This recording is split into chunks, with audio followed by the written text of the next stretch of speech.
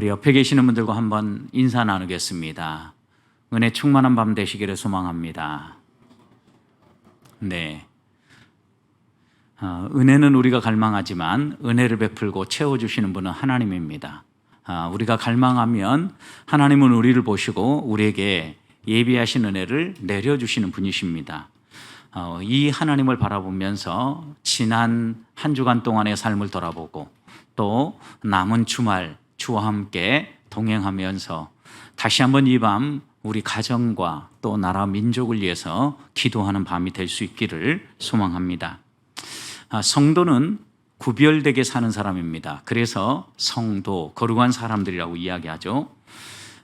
구별되게 살기 위해서는 하나님의 뜻을 분별할 줄 알아야 합니다. 하나님이 내게 원하는 삶이 무엇인가를 바로 알았을 때 그때 우리가 구별되게 살 수 있기 때문입니다. 문제는 우리가 하나님의 뜻을 바로 이해했음에도 불구하고 알고 있음에도 불구하고 그 말씀대로 살지 못하는 경우입니다. 깨달았습니다. 이렇게 살아야 되겠다라고 다짐했습니다. 그런데 정작 세상에 나가서 그렇게 살고자 할 때 흔들립니다. 왜냐하면 사단이 우리를 유혹하기 때문입니다. 또 하나는 세상에 많은 사람들이 걸어가는 길 때문에 내가 그들과 다르게 산다는 것이 때로는 어색하고 또 그렇게 살아가는 것이 힘들기 때문입니다. 그래서 우리는 하나님의 말씀을 분명히 알고 깨닫고 이해했음에도 불구하고 실천하지 못할 때가 있다는 겁니다. 그래서 오늘 바울은 우리들에게 이 데살로니가 전서를 마무리하면서 데살로니가 있는 성도들에게 더욱 많이 힘써야 될 것이다.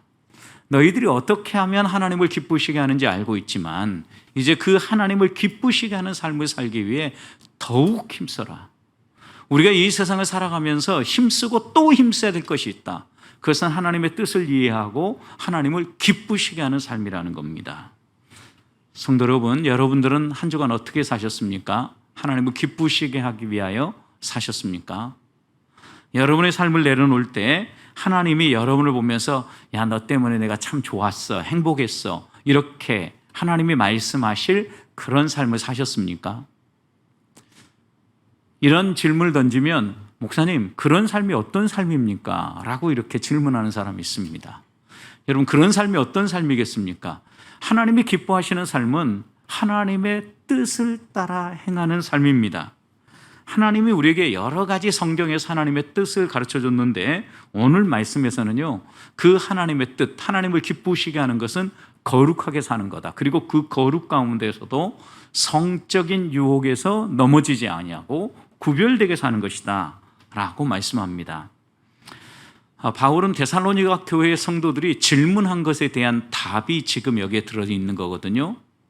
데살로니가 교회의 성도들이 당면한 문제들을 어떻게 해결할 것인가 디모데를 통하여서 질문을 던진 겁니다. 그래서 그 이야기를 듣고 디모데가 가져온 소식에 대해서 바울이 편지를 통하여서 답변을 하고 있는 겁니다. 실제로 이 데살로니가 교회 안에 성적인 유혹이 많았다는 이야기입니다. 여러분, 아무런 유혹도 없는데 이런 성적인 유혹이 있을 때 우리가 어떻게 해야 됩니까? 이런 질문을 던질 필요가 없겠죠. 그런 유혹이 많이 있으니까 디모데를 통하여서 이런 유혹들 가운데 성도가 어떻게 해야 합니까? 라고 물은 거죠. 특별히 성욕은 하나님이 우리에게 주시는 선물입니다. 기본적인 우리 인간의 욕구는 하나님이 우리에게 주시는 선물입니다. 그런데 모든 욕구가 선을 넘어설 때, 경계선을 벗어날 때 문제가 되는 거죠. 성욕도 하나님이 우리에게 주신 경계선은 어디입니까? 가정, 특별히 부부, 하나님이 한 사람, 한 몸으로 묶어준 부부 가운데 이 성적 행위는 허락되어진 겁니다. 그런데 문제는 이런 성적 행위가 가족, 부부라는 테두리를 넘어서서 자꾸 오늘날은 그런 것이 마치 자연스러운 것인 양 우리를 유혹한다는 겁니다. 제가 홈페이지를 만드는 웹마스터 과정을 교육받기 위해서 역삼동 쪽으로 훈련받을 때입니다. 차를 세워놓고 한 2시간 정도 교육을 받고 나왔더니 자동차에 온통 막 여러 가지 그 광고 그 명함들이 꽂혀 있었습니다. 그런데 그 명함들을 거꾸로 뒤져 보니까 정말 가관이 아니었습니다. 아주 선정적이고 음란한 이런 내용들의 호객 행위를 하는 그런 명함이었습니다. 요즘은 많은 학부모들이 학교 주변이라든가 우리 그 다음 세대들이 이런 음란 매체에 노출되지 않도록 하기 위해서 이런 사회 문화들을 정화시키는 과정이 반복되어졌고, 국가에서도 집단적으로 몸을 파는 곳, 이런 것들을 다 정리해서 우리나라의 많은 곳들이 정리되고 있지 않습니까?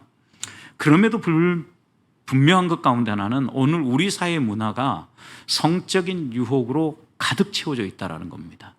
여러분, 우리 가정에 들어오는 드라마들을 보십시오. 정상적인 가정 구조에서 스토리가 나오는 게 아니라 항상 꼬여 있습니다. 혼전에 어떤 문제가 있었거나 숨겨놓은 자녀가 있거나 아니면 누가 사랑하는 사람이 있는데 그 사랑하는 사람을 해치고 자신이 그 사람을 차지하는 이런 장면들, 어떻게 보면 이런 스토리 전체가 우리가 잘 알고 있는, 어떻게 보면 지극히 윤리적이고 도덕적인 삶이라기보다는 상당히 불륜적이고 때로는 우리가 지향해야 될 그런 문화가 안방까지 자연스럽게 들어와 있다는 겁니다. 광고들도 보십시오. 다들 선정적인 부분들을 강조해서 어떻게든 물건을 팔려고 하는 부분. 여러분, 이런 부분들을 보면 기본적으로 우리 사회 문화가 성적으로 많이 노출되어 있고 유혹하는 문화라는 것을 알 수 있다는 겁니다. 데살로니가 교회도 그런 문화에 노출되어 있었습니다. 그 당시 데살로니가 사람들이 섬겼던 신이 있었는데 그 신은 카비루스라는 신이었습니다. 제국의 신이었는데요, 이 신은요 남자의 성기를 숭배하는 그런 신앙이었어요. 그만큼 그 사회가 쾌락을 향하여 나아가고 있었고 성적 타락을 조장하는 이런 분위기였다는 거예요. 여러분, 이런 문화 속에서 데살로니가 교회의 성도들이 살고 있으니까 어떻게 하면 이런 문화 가운데서 우리가 거룩하게 살 수 있습니까? 요즘은 인터넷만 열어도 우리가 조금만 곁눈질해도 성적으로 유혹받을 수 있는 이런 문화 속에서 살아가는 우리들이 어떻게 하나님을 기쁘시게 하며 살 수 있는가라고 이렇게 묻는 것과 동일합니다. 바로 이런 질문을 던진 데살로니가 교회 성도들에게 바울 사도가 답을 하죠. 오늘 1절 보십시오. 그러므로 형제들아, 우리가 끝으로 주 예수 안에서 너희에게 구하고 권면하노니. 여기 끝으로라는 것은 편지의 마지막으로 이런 의미도 있지만요, 여러분, 여기 끝으로라는 것은 정말로 우리 주님이 오실 그 날을 바라보면서 내가 너희들에게 당부한다, 이런 의미로도 읽을 수 있는 부분입니다. 그런데 그 마지막에 정말로 당부하는 바가 무엇입니까? 너희가 마땅히 어떻게 행하며 하나님을 기쁘시게 할 수 있는지 우리에게 배웠다라는 거예요. 누굽니까? 여기 우리가 바울과 디모데, 이런 믿음의 사도들을 통하여서 그들이 어떻게 하나님을 기쁘시게 하는지를 배웠다라는 거예요. 그러면서 1절 후반절에서 너희가 이미 알고 있다, 알고 있으니까 그것을 어떻게 하라는 거예요? 더 힘써 행하라는 거예요. 특별한 걸 뭘 더 가르쳐 주려고 한 게 아니라 이미 너희들에게 복음으로 가르쳐 줬고 어떻게 너희가 구별되게 거룩하게 살 것인가를 가르쳐 줬다라는 거예요. 그래서 하나님을 기쁘시게 하는 것에 대해서 오늘 3절 말씀을 보십시오. 하나님의 뜻은 이것이니 너희의 거룩함이라 곧 음란을 버려라 그랬어요. 여러분, 하나님을 기쁘시게 하는 게 뭐예요? 하나님 마음에 딱 맞는 거죠. 우리가 언제 기쁩니까? 전혀 기대하지 못했는데 내 마음을 알고 내 마음을 정말 흡족하게 해주는 사람을 만나보십시오. 그러면 절로 기쁨이 생기잖아요. 하나님의 마음을 그렇게 기쁘게 하는 방법이 뭐예요? 하나님의 뜻을 아는 거죠. 하나님이 뭘 원하시는가? 하나님이 지금 이 상황 가운데서 어떻게 하기를 원하는가? 이걸 분명히 알고 그것을 행할 때 하나님이 기뻐하시는 거예요.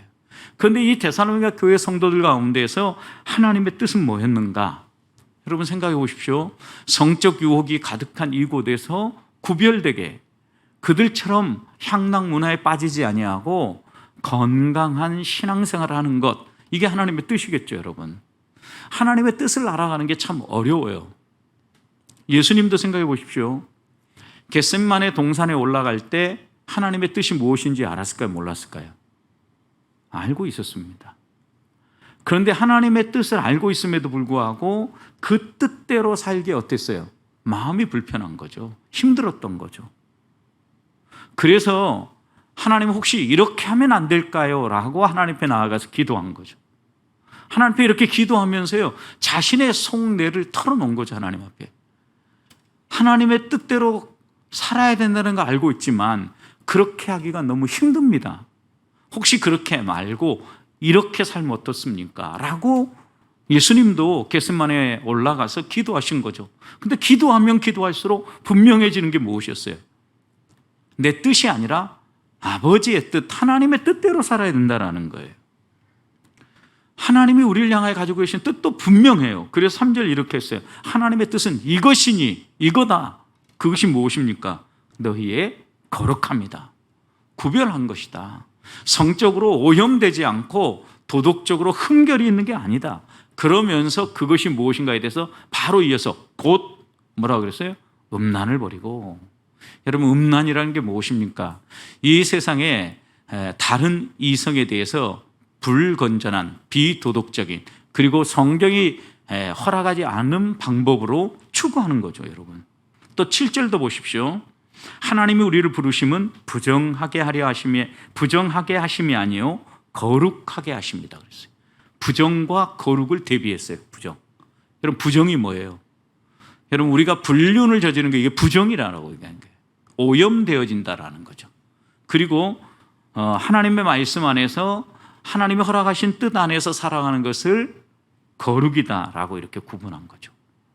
그러니 여러분, 하나님을 기쁘시게 하는 삶은요, 하나님의 뜻을 바로 알고 그 뜻을 따라 살아가는 거예요.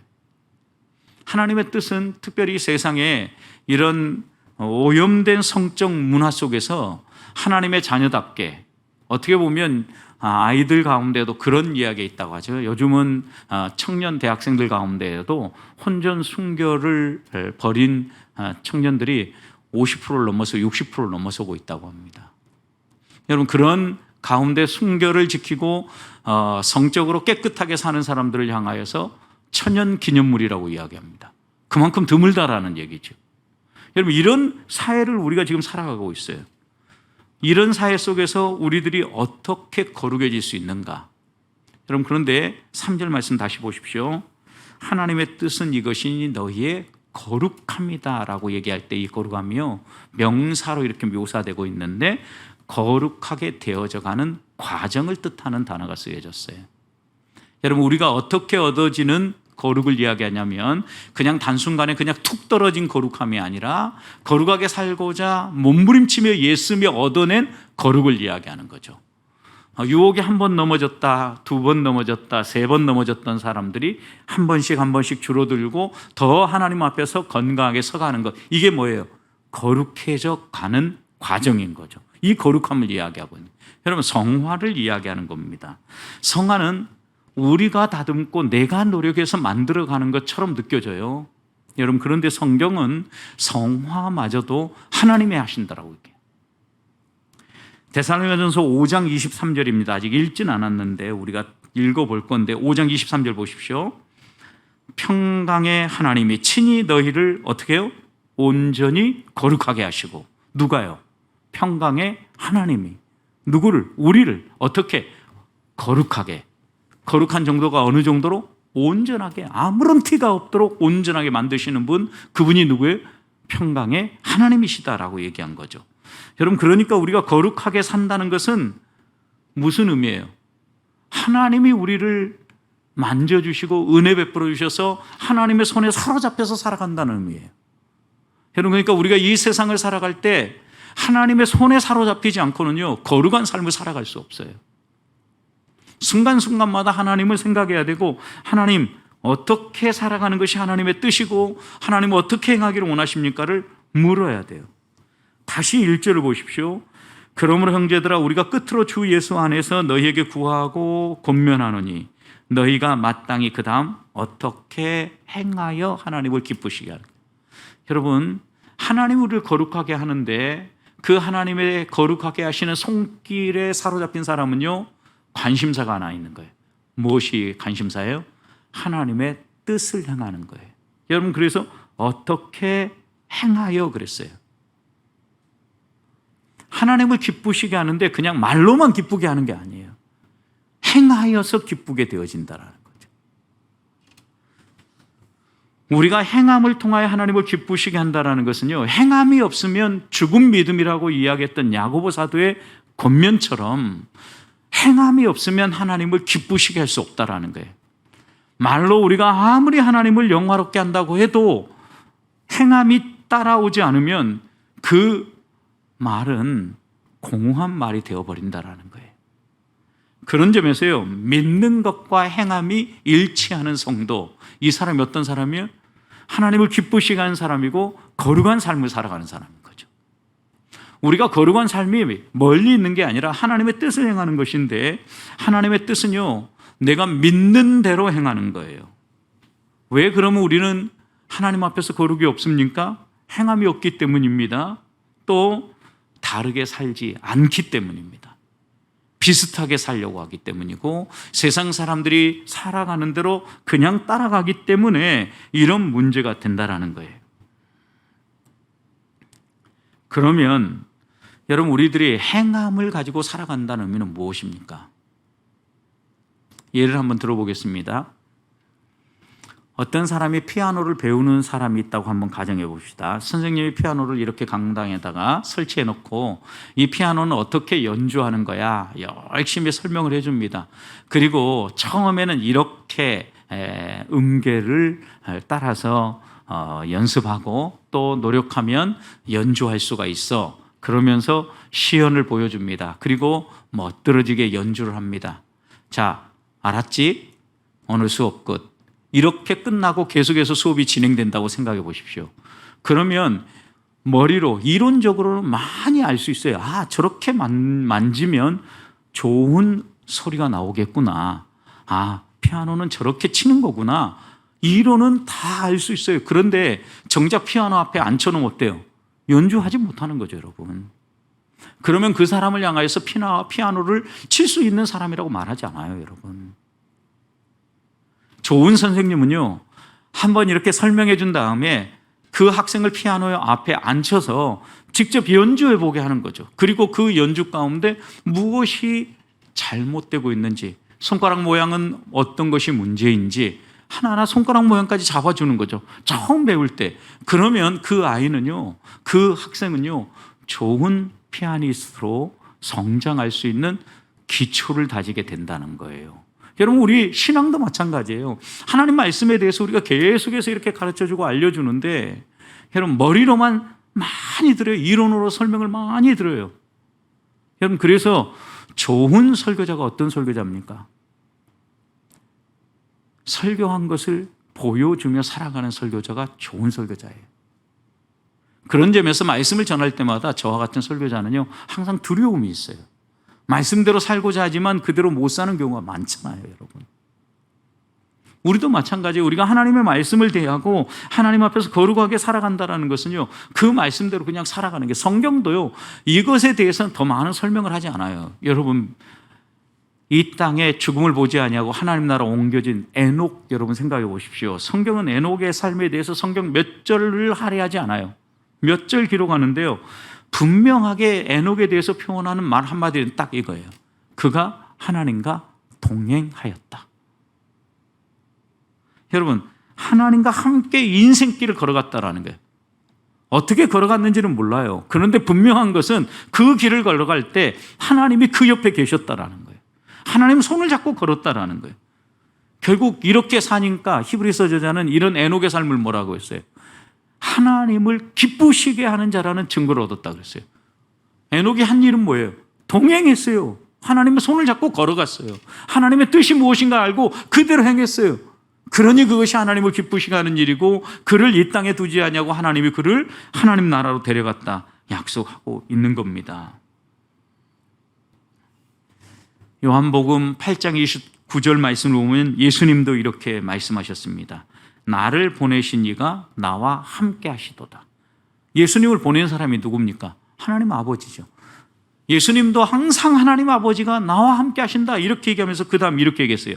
나는 항상 그가 기뻐하시는 일을 행함으로 나를 혼자 두지 아니하였다.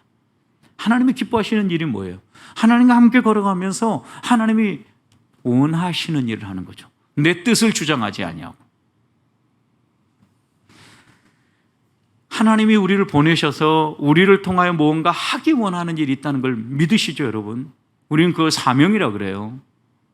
근데 언제부턴가 이런 사명에 대해서 소명의식이라고도 하는 이 사명에 대해서요, 많은 사람들이 생각하지 않아요. 오늘 살아가면서 집사님, 권사님, 장로님, 하나님이 주신 소명이 무엇입니까? 그러면 머뭇거려요. 머뭇거려. 왜요? 흔들리기 시작했다는 거죠. 머뭇거린다라는 것은. 하나님이 내게 주신 사명은 이거예요. 나는 이것만큼은 하나님 앞에서 끝까지 하나님이 부르시는 그날까지 하나님과 함께 이 길을 걸어갈 겁니다. 이게 뭐예요? 하나님의 뜻을 알고 하나님과 동행하는 하나님의 사람의 모습이에요. 하나님이 우리에게 원하는 것은요, 하나님의 뜻을 따라 살아가는 거죠. 또 다른 말로 표현하면 순종이에요. 여러분, 그런 점에서요, 마음가짐이 중요해요. 하나님의 말씀이라면 그 말씀대로 행하고자 하는 이런 마음이 중요한데, 여러분 누가복음 15장에 나오는 탕자의 비유 보십시오.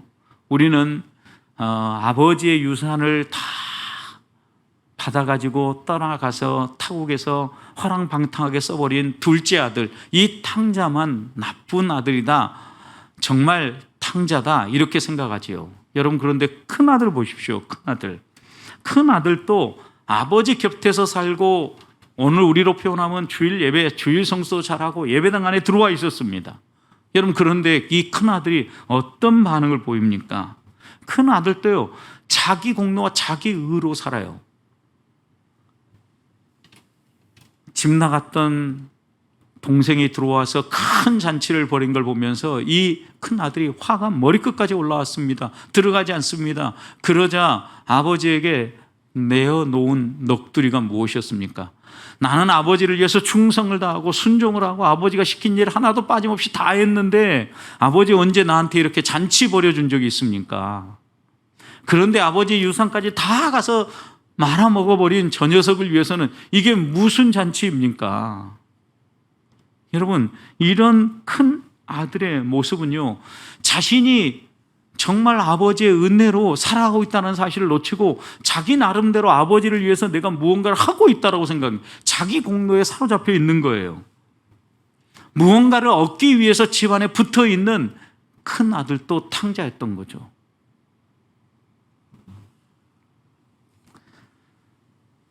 여러분, 하나님께서는요, 이 탕자의 비유를 통하여서 분명히 이야기를 합니다. 큰 아들에 대하여서 하나님이 예수님을 통하여서 들려주듯 그 아들을 위해서 들려준 말이 무엇입니까?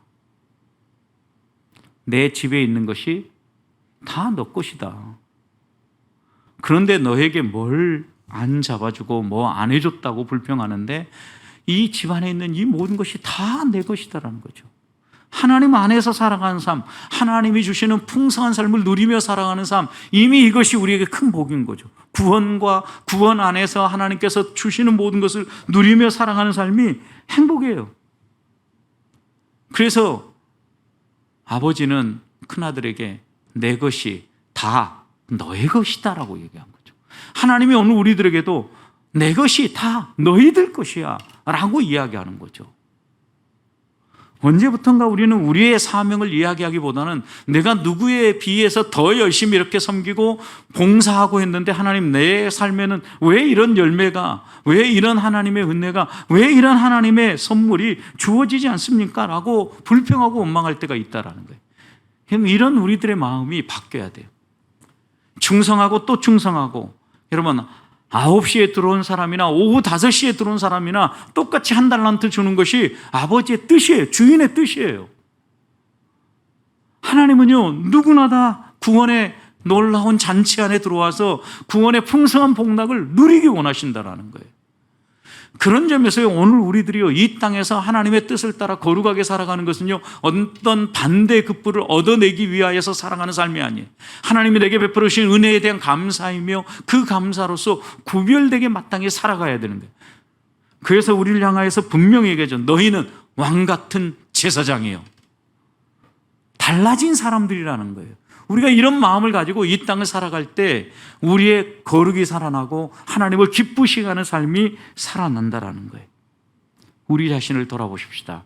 큰아들과 같은 탕자가 되지 않기 위해서 우리들이 해야 될 일들은 무엇입니까? 이미 하나님이 내게 베풀으신 은혜에 대해서 감사하면서 그 은혜 안에서 하나님의 뜻을 생각하면서 믿음의 발걸음을 걷는 거예요. 하나님과 함께 길을 가는 겁니다. 그럴 때 우리가 하나님을 기쁘시게 하고 우리도 거룩해질 수 있다는 겁니다. 한 번 더 나아가 보십시다. 우리가 거룩하게 살아가는데 성적으로 거룩하게 살라고 얘기했죠. 여러분, 그런데 오늘 말씀 보십시오. 3절, 성적으로 거룩하게 사는 삶은 무엇을 버리는 거예요? 음란을 버리는, 음행. 그러니까 하나님이 허락하신 범위 밖에 있는 모든 성적 추구, 성적 갈망, 성적 행위, 이 모든 것들을 다 잘라내 버리라는 거예요. 끊어내라는 거예요. 그리고 4절에서 이렇게 얘기합니다. 성적으로 거룩하게 살아가는 것. 자기 아내 취할 줄을 알고 자기 아내, 자기 남편으로 만족하라는 거예요. 그래서 거룩함과 존귀함으로 아내를 취하라, 남편을 취하라, 이런 의미죠, 여러분. 6절 한 발 더 나아갑니다. 분수를 넘어서 형제를 해하지 말아라. 여러분, 음란은, 간음은 형제를 해야 하는 일이라고 이야기하는 거죠. 왜요? 내가 간음하면 간음한 대상이 생기죠. 그 대상과 간음하게 됨으로 말미암아 다른 형제를 해하게 된다라는 말씀이에요. 여러분, 그래서 음란은요, 우리들이 어떻게 끊어내 버릴 수 있느냐? 하나님이 내게 허락하신 남편, 하나님이 내게 허락하신 아내를 소중하게 생각하고 그것을 귀히 여길 뿐만 아니라 형제를 존중할 줄 알 때, 형제를 귀히 여길 때, 그럴 때 우리 안에 거룩함은 살아난다. 내가 하는 행동이 형제에게 해를 입히는 일이 되어진다면 당연히 금할 거 아닙니까? 그런데 불륜을 저지르면서 형제에게 해를 끼친다라는 것을 인정하지 않는 것은요, 어리석. 그래서 5절은 이렇게 얘기합니다. 이렇게 살아가는 삶을 이방인들처럼 사는 것이다. 여러분, 이방인이 누굽니까? 구원 밖에 있는 사람들이죠. 믿는다고 하면서도 너희들이 이렇게 살면 안 된다라는 거예요. 그건 다 불신자들, 믿지 않는 사람들이 하는 행동들이라는 거예요. 그런데 그것 보면서 좋아서 너희들도 따라가지 말라는 거예요. 세상 사람들이 그렇게 하니까 이 정도쯤은 그래도 나는 건강한 거야. 천만의 말씀입니다, 여러분. 건강한 게 어디 있습니까? 넘어진 거죠, 이미. 그래서 성경 분명하게 부정하게 사는 것, 하나님의 말씀을 떠나 사는 것, 이것은요, 이방인처럼 사는 것, 불신자처럼 사는 것이다 라고 이야기합니다. 그래서 7절 보십시오. 다시 강조하지만 우리를 부르신 이유는 뭐예요? 부정하게 살게 하는 게 아니라 거룩하게 살게 하려는 거예요. 이방인처럼 살게 하려는 게 아니라 구별되게 살게 하려는 것이에요. 하나님이 분명히 이렇게 이야기하시는데, 여러분, 우리가 이렇게 살아갈 때 손해보는 것 같고 또 그것 때문에 내가 괜히 바보 취급당하는 것처럼 느껴질 수 있습니다. 천만의 말씀이에요. 그렇지 않아요. 6절 보십시오. 하나님이 그래 분명히 약속합니다. 이 일에 분수를 넘어 형제를 해하지 말라. 이는 우리가 너희에게 미리 말하고 증언한 것 같이 이 모든 일에, 그 다음 뭐라 그랬어요? 주께서 신원하여 주심이라. 여러분, 신원하여 주신다는 말의 의미가 무엇입니까? 하나님께서요, 갚아주신다라는 거예요. 거룩한 삶을 살지 아니하고 자기 욕심껏 사는 사람들이 잘 되는 것 같은데 반드시 그들을 하나님이 어떻게 한다는 거예요? 심판하신다라는 거예요. 거룩하게 살아가는 사람들이 바보 취급을 당하고 하나님 앞에서 멋쩍어지는 것 같은데 하나님이 그들을 반드시 높이실 때가 있다라는 거죠. 여러분, 이게 뭐예요? 신원하여 주신다는 말씀이에요. 그러니 유혹에 넘어가지 말라는 거죠. 8절 보십시오. 그러므로 저버리는 자는 사람을 저버림이 아니요 넘어지는 자는 사람을 지금 저버리고 신의를 꺾는 게 아니라 너희에게 성령을 주신 하나님을 저버립니다. 여러분, 우리 그리스도인들은요, 하나님을 생각하고 하나님을 의지하며 살아가야 되는데 부정하게 되어지면, 도덕적으로 순결이 무너지면요, 하나님을 저버리는 거라는 거예요. 하나님은 거룩하신 분이에요. 우리가 거룩하게 살기를 원해요. 오늘 이 밤에 우리가 다시 한 번 더 어떻게 하면 하나님을 기쁘시게 할 수 있는가, 우리가 더욱 많이 힘써야 될 건 무엇인가. 분명하죠. 오늘 말씀은 하나님을 기쁘시게 하는 일을 더욱 힘써라. 또 하나님이 무엇을 우리에게 더욱 힘쓰라고 얘기합니까? 강력한 성적 유혹으로부터 너희 자신을 지키고 구별되게 살도록 힘써라. 더욱 힘써라. 또 무엇을 더욱 힘쓰라고 얘기합니까? 주변에 아무리 멋진 남자가 있고 아무리 멋진 여성이 있다고 해도 그것에 너희들의 눈길을 빼앗기지 말고 너희에게 허락하신 아내, 너희에게 허락하신 남편, 하나님이 내게 주신 최고의 선물인 줄 알고 감사하며 살아라. 이렇게 이야기하는 거예요. 여러분, 결국 이렇게 살아갈 때 우리 그리스도인이요, 거룩하게 살 수 있고 또 하나님을 기쁘시게 할 수 있다는 겁니다.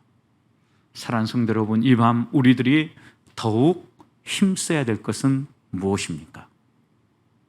하나님 앞에서 내가 혹시 잃어버린 건 없습니까? 그것이 거룩이든 하나님이 내게 주신 소명이든 하나님이 내게 맡겨주신 열심이든 더욱 힘써야 될 것이 무엇인가 다시 한번 돌아보면서 오늘 이 밤 같이 기도하며 하나님 앞으로 가까이 나아가는 성도들이 되시기를 주님의 이름으로 축복합니다.